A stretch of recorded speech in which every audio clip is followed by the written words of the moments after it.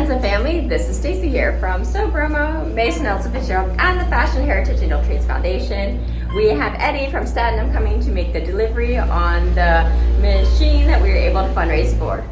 Oh, look at the cute machine that just arrived. Thank you to all of our funders for making it possible to have this industrial Juki sewing machine. And Eddie, who put it together, also with his father, they brought it themselves. That's what I really love about supporting local businesses, because a lot of the times we are doing all the kind of parts of the puzzle, right? We're doing all the steps along the way. And so when you're working with like larger corporations, then they've got people they're hiring. But when you are buying local, you are creating jobs. Even if this product is purchased and brought in from another country, the sewing machine suppliers and tools and parts are still creating that job for that family.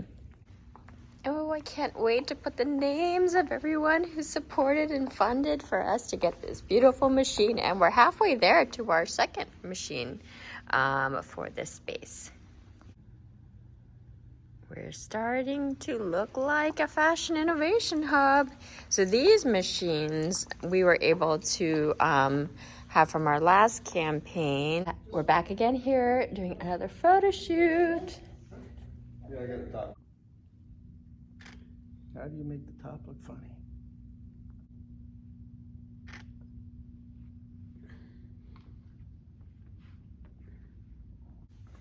With our big production team. I know.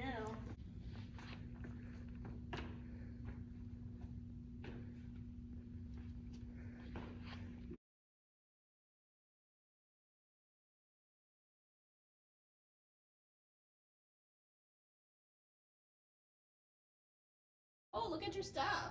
Oh, it looks so pretty.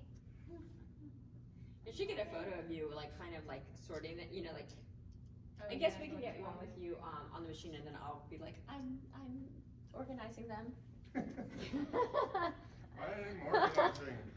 I was gonna do a picture over here, like at the machine, like facing this way. Oh, Like the Bali to Baltimore. Yeah, that's cute. Or like a fit.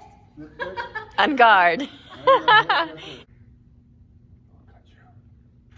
Cool.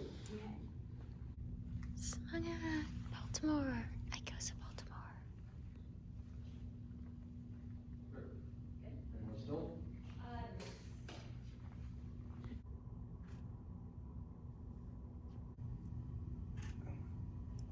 Does that work? Yeah, that's good.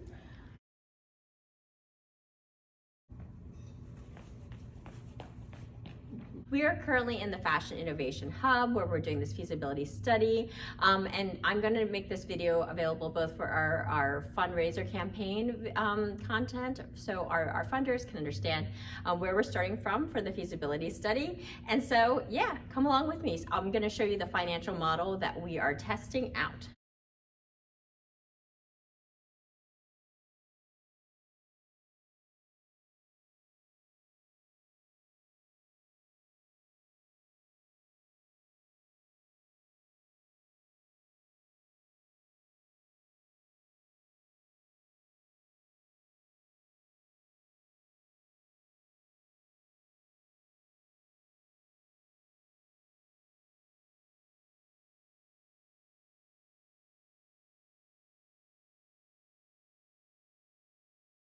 Okay, so let's get started, class. Just kidding. But I really wanted to break down our logic around the Fashion Innovation Hub and how we're going to project on the things that we're looking to create. So let's look at some numbers.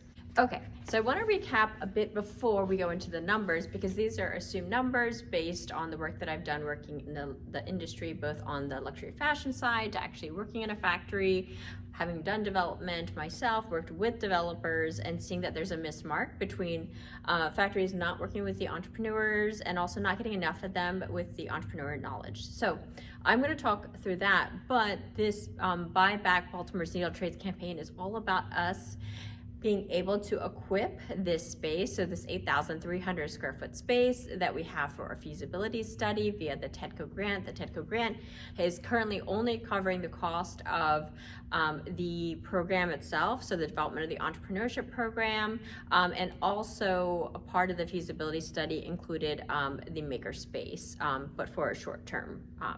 So that said, we are here to fundraise the $100,000 in order to make sure we have all the equipment in order to batch produce products, prototypes for the entrepreneurs and small batch production runs. We are utilizing the ICOSA line and also this run to kind of activate purchases to see if we can really bring a new era of industry. Currently, as most of you already know, Baltimore has a headquartered athletic wear company, very famous, but none of their things, or very few of their items, are produced here. So we want to work with the entrepreneurs in order to get them to a level where they can prototype and small batch produce. So I'm going to walk through those numbers. Okay. So the biggest challenge that most factories have, that they have such a heavy reliance on a few clients that end up moving offshore.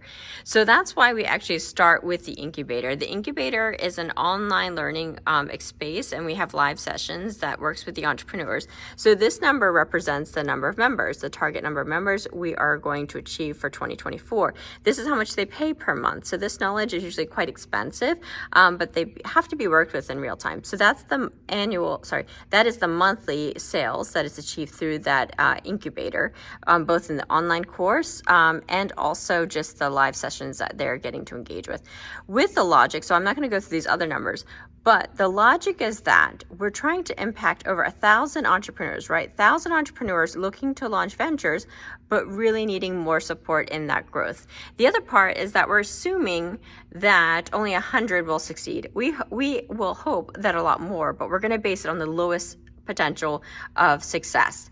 We're going to assume after that year that they've all been getting to a place where we're preparing them for a seed small batch production, which will start with 100 units, and then potentially a restocking of those units for that whole year. So that leads you to 300 units, right? So let's do that math again.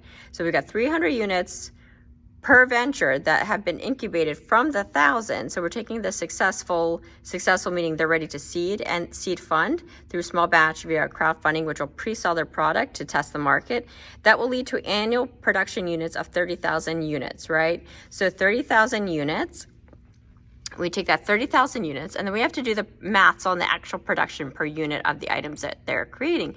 And so this number is a bit too small in order for it to grow for like small quantity runs, but we also understand that people are trying to test out concepts, and sometimes the retail price of their product is not going to be that high for a USA made product. So if we think of like White Paws Run mitts, their mitts are around this price point, if not slightly lower. And so we want to be able to still achieve that mark so that it can have sort of proof of concept for lower price point products. And then also factoring, well, what's the equation when you're looking at a $20 production price and then the number of units against that. So that's the production price, that's the wholesale price they have to sell for, and that's the retail price.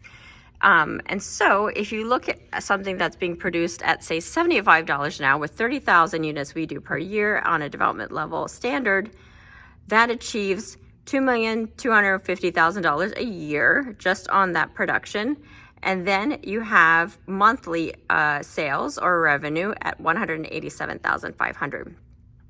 And so this is sort of brings us into the mapping. So we don't quite know yet, right, which products and which price points, but we can assume we have to factor that these are going to have to be sample stitchers who are doing this sewing work. So I'm not going to build out the financials on the stitchers themselves, but something to factor into the equation.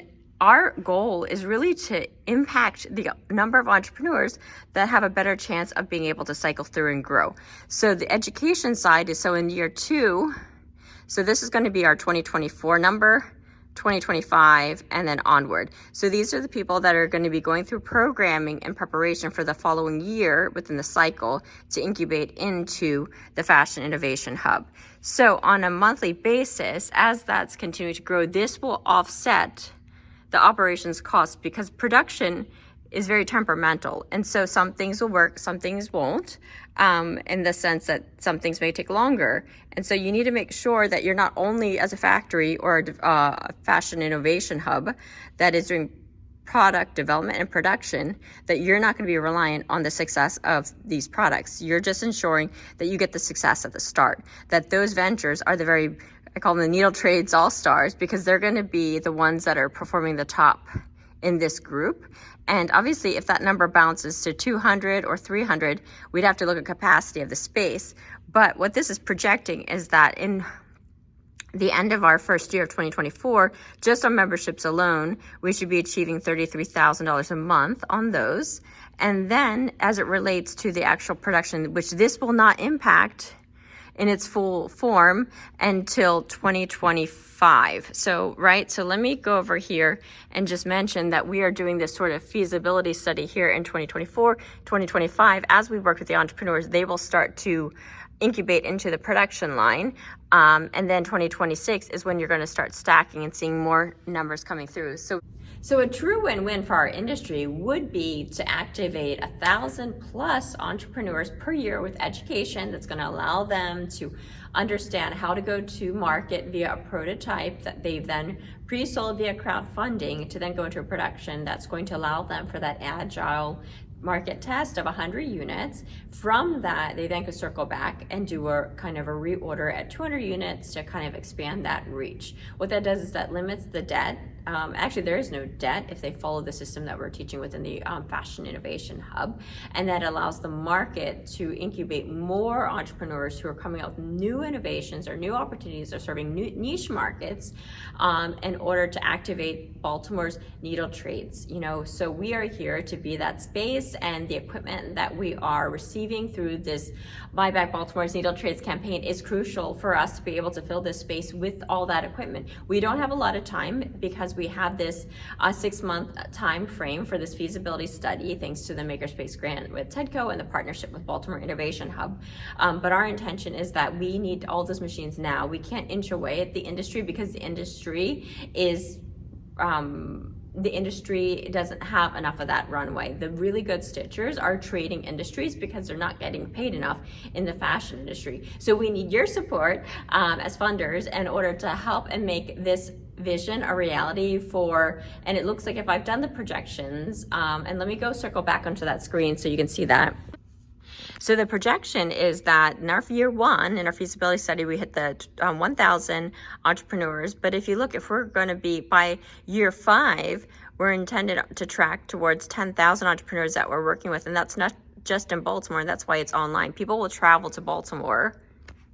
Baltimore is becoming the fashion capital city for impact-driven fashion entrepreneurship. So people around the world will be learning and studying through our fashion education incubator and funneling through that program so that more of them are prepared and knowledgeable. Think about it as driver's ed for fashion entrepreneurs. Can be responsible to themselves and the environment by pre-selling their product in order to test the market, and we will be the place to work with those individuals.